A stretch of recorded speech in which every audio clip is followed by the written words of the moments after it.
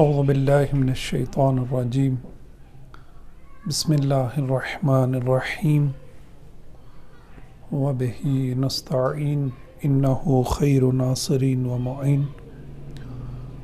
نحمدہ ونستعین ونستغفر ونتوکل علیہ استغفر اللہ من کل ذنب واتوب الیہ.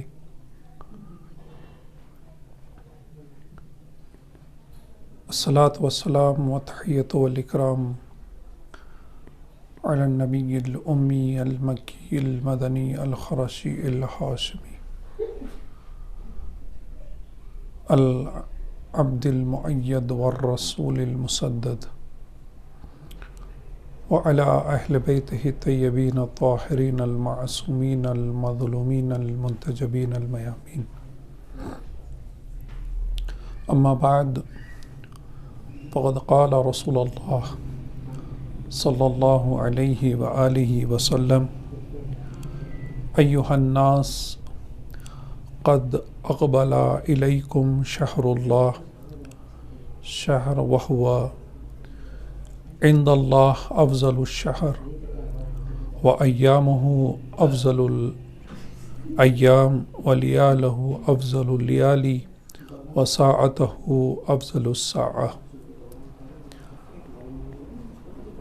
نماز گزاران عزیز، عبادت گزاران محترم، السلام علیکم ورحمۃ اللہ وبرکاتہ. بعد السلام کچھ معروضات حدیث اور روایات کی روشنی میں ایک مختصر سے عنوان جو آج ہم نے قرار دیا ہے وہ یہ ماہ رمضان المبارک اور ہم.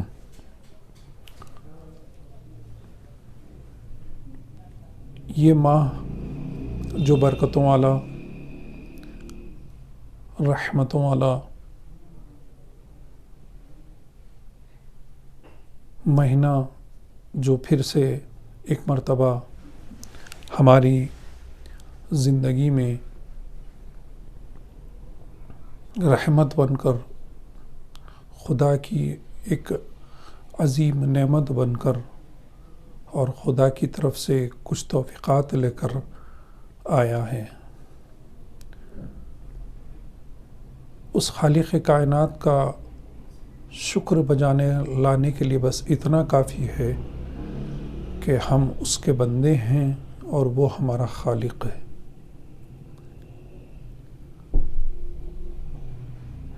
بندے ہونے پر فخر ہونا چاہیے، کیوں؟ اس لیے کہ اس کے بندے ہونے میں ہی انسان کی سربلندی ہے. کئی ہمارے مراجع جو اپنے آپ کو اپنا نام لینے سے بھی پرہیز کرتے اور کہتے تھے کہ مجھے صرف العبد کہو تو میرے لیے یہی کافی ہے. بہرحال ماہ مبارک رمضان ہے جس کی عظمت، فضیلت کو بیان کرتے ہوئے قرآن نے بھی کہا یا ایہا الذین آمنوا کتب علیکم الصیام کما کتب علی الذین من قبلکم لعلکم تتقون. متعدد بار علماء سے آپ نے اس آیت کی روشنی میں گفتگو کو سنی ہوں گی اور سن بھی رہے ہیں. خداوند عالم نے اس آیت میں فرمایا کہ اے صاحبان ایمان، اے ایمان لانے والو، تمہارے اوپر روزے کو اسی طرح سے فرض کیا گیا ہے جس طرح سے تمہارے سے پہلے والے لوگوں پر فرض کیا گیا تھا، اسی طرح آپ متقی بن جاؤ گے.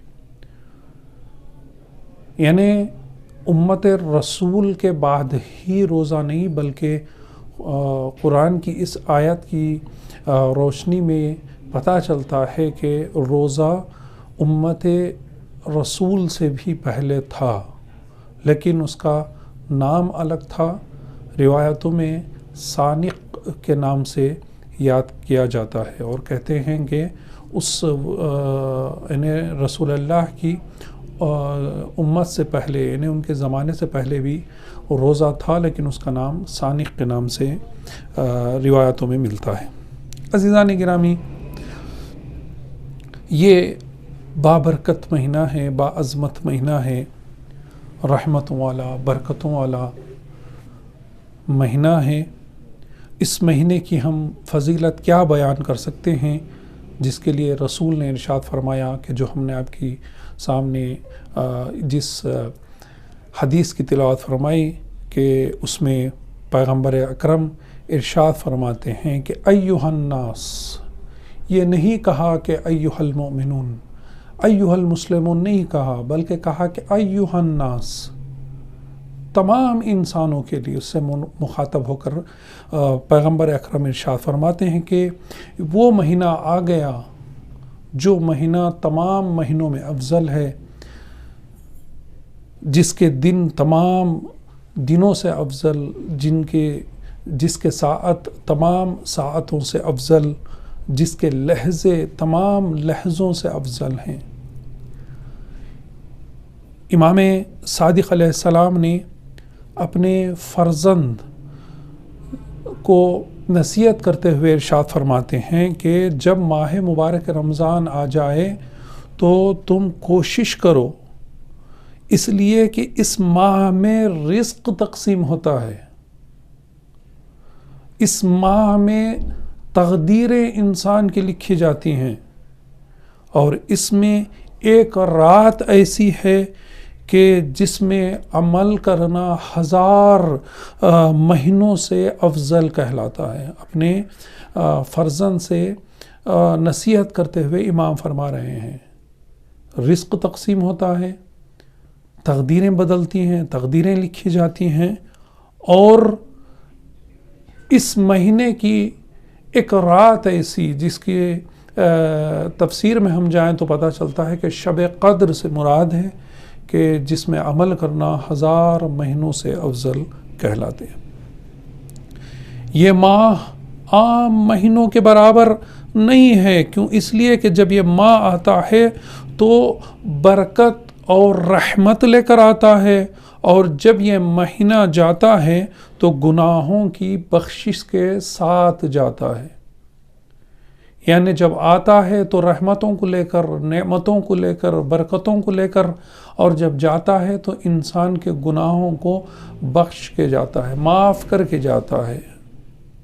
تو گویا پتہ چلتا ہے کہ یہ مہینہ جو ہم لوگ جس میں عبادت گزار ہیں اور عبادت کر رہے ہیں اور عبادتوں میں مشغول ہیں، تسبیح و تحلیل میں مشغول ہیں، استغفار میں مشغول ہیں، لیکن یہ مہینہ جس کا آنا بھی مبارک ہے اور جانا بھی مبارک ہے۔ کیوں؟ اس لیے کہ جب آ رہا ہے تو نعمتوں کو، برکتوں کو لے کر، اور جب جا رہا ہے تو انسان کے گناہوں کو معاف کرتے ہوئے جا رہا ہے۔ لہٰذا اس مہینے میں ہم لوگ زیادہ سے زیادہ، ہماری ذمہ داری ہے کہ ہم زیادہ سے زیادہ نیک عمل کرنے کی کوشش کریں۔ کوئی لحظہ ایسا نہ ہو جو ذکر خدا اور ذکر اہل بیت سے خالی ہو، کوئی ایسا وقت ہمارے سے نہ ہو۔ آپ بیٹھے ہیں، گھر میں بیٹھے ہیں تو تسبیح اٹھائیں اور کیا ہے، استغفار پڑھتے رہیں، صلوات پڑھتے رہیں۔ کیوں؟ اس لیے کہ جس مہینے میں سانس لینے کا ثواب ہے، جس مہینے میں سونا ثواب ہے، اگر وہاں پر ہم لوگ تسبیح فاطمہ زہرا سلام اللہ علیہا کی تلاوت کریں اور اس میں صلوات کی تکرار کریں، استغفار کریں، تو پھر وہ ہمارے لہجے کتنے بابرکت لہجے ہوں گے۔ بجائے یہ کہ ہم دنیاوی گفتگو کرتے ہوئے بیٹھیں اپنے کیا ہے اہل و عیال کے ساتھ، تو ہم اہل و عیال کے ساتھ بیٹھیں، مسئلے مسائل کی طرف گفتگو کریں، کوئی مسئلہ پیش آیا تو علماء سے رجوع کریں اور اس کا حل تلاش کریں، اور کبھی قرآن پر گفتگو کریں، کبھی ذکر اہل بیت پر گفتگو کریں، کبھی جو ہے نا کیا ہے تسبیح کریں، کبھی بچوں کو مثلا عادت ڈالیں کہ بیٹا آپ کیا ہے یہ تسبیح لو، آپ جو ہے نا کیا ہے 20 مرتبہ صلوات پڑھو. سمجھ رہے ہیں؟ یہ چیزیں ہم لوگ اس لیے کہ یہ ماہ مبارک رمضان میں کوئی ایسا لمحہ جو ذکر خدا سے اور ذکر اہل بیت سے خالی نہ ہو. کیوں؟ اس لیے کہ امام زین العابدین علیہ السلام کا ارشاد ہے کہ اذ کان شہر رمضان لم یتکلم الا بالدعاء والتسبیح والاستغفار والتکبیر. جب بھی ماہ مبارک رمضان آتا تھا تو امام زین العابدین علیہ السلام کو کوئی بھی بات کرتے ہوئے نہیں دیکھ رہا تھا. امام گفتگو نہیں کرتے تھے، کچھ بھی بات نہیں کرتے تھے، مگر یہ یا تو ذکر میں مشغول ہوتے، یا تو تسبیح و تحلیل میں، یا تو استغفار میں، یا تو تکبیر میں. کبھی اللہ اکبر کی تسبیح امام کی زبان پر جاری ہے، کبھی جو ہے نا کیا ہے استغفار کی تسبیح ہے، کبھی تسبیح جو حضرت فاطمہ زہرا سلام اللہ علیہ سے مخصوص ہے اس کی تلاوت کر رہے ہیں امام. یعنی یہ مہینہ کتنا باعظمت مہینہ ہے جس میں خداوند عالم ملائکہ کو حکم دیتا ہے کہ تم بندوں کو بخش دو، بندوں کے گناہوں کو معاف کر دو. شیطان کو رسیوں سے جکڑ دیتا ہے. کیوں؟ اس لیے تاکہ اس کا بندہ اس مہینے کی برکتوں اور رحمتوں سے دور نہ ہو جائے. خدا کتنا اہتمام کر رہا ہے بندوں کے لیے. انہیں جو شیطان انہیں ذکر الہی سے روکتا ہے، جو نعمتوں کے نازل ہونے والے راستوں کو بند کرتا ہے، رحمتوں کے نازل ہونے والے راستوں کو بند کرنے کی کوشش کرتا ہے، اس شیطان کو رسیوں میں جکڑ دیتا ہے تاکہ خدا کے بندے اس کی نعمت سے محروم نہ ہوں، اس کی نعمات سے محروم نہ ہوں، اس کی برکتوں سے محروم نہ ہوں. عزیزان گرامی، ہماری ایک کیوں؟ اس لیے کہ خدا عالم نے جس شیطان کو جب زنجیروں میں جکڑ دیا ہے، لیکن پھر بھی اگر ہم اپنے نفس پر کنٹرول نہ کریں تو گویا پھر یہ کہ ہمارے سے بڑا بدبخت کوئی نہیں ہے. کیوں؟ خواہشات نفس کو ابھارنے والا جب زنجیروں میں جکڑا ہے تو وہ کون ہے جو ہمارے خواہشات کو ابھار رہا ہے؟ کون ہے وہ؟ کہیں ہم ہی ہمارے گناہوں کا باعث تو نہیں بن رہے ہیں؟ اس پر ہم توجہ بہت ہی ضروری ہے.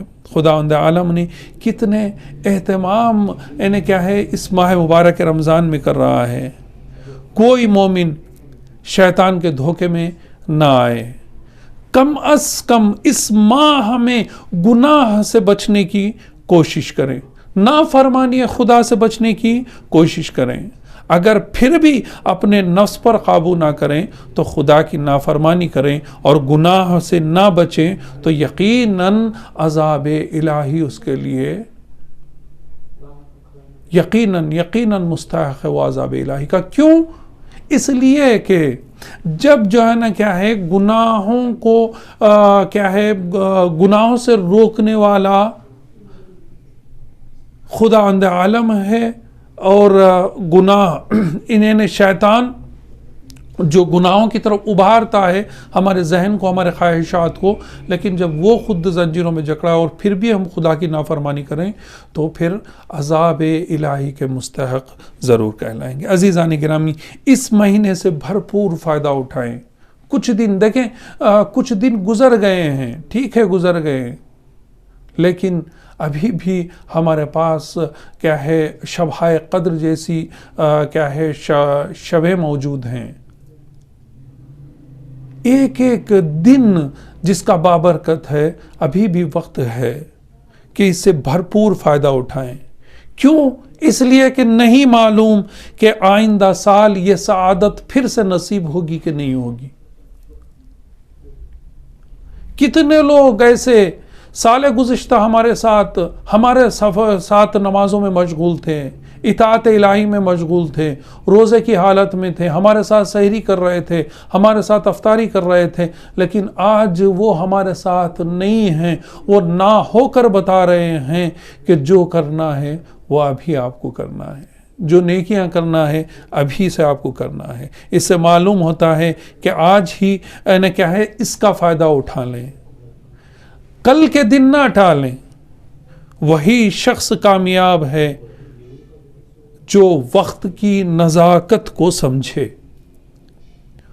اور اس وقت سے فائدہ اٹھائے، وہی شخص کامیابی کی منزل کو طے کر سکتا ہے۔ اس ماہ میں اپنے دعاؤں اور عبادات میں یہ ضرور دعا کریں کہ پروردگار عالم ہمیں اگلے سال اس ماہ کی مقدس برکتیں اور رحمتیں نصیب فرما، تاکہ اس سال سے زیادہ میں جو ہے نا کیا ہے آئندہ تیری برکتوں سے اور تیری رحمتوں سے فائدہ اٹھاؤں، اس سے مستفیض ہوں۔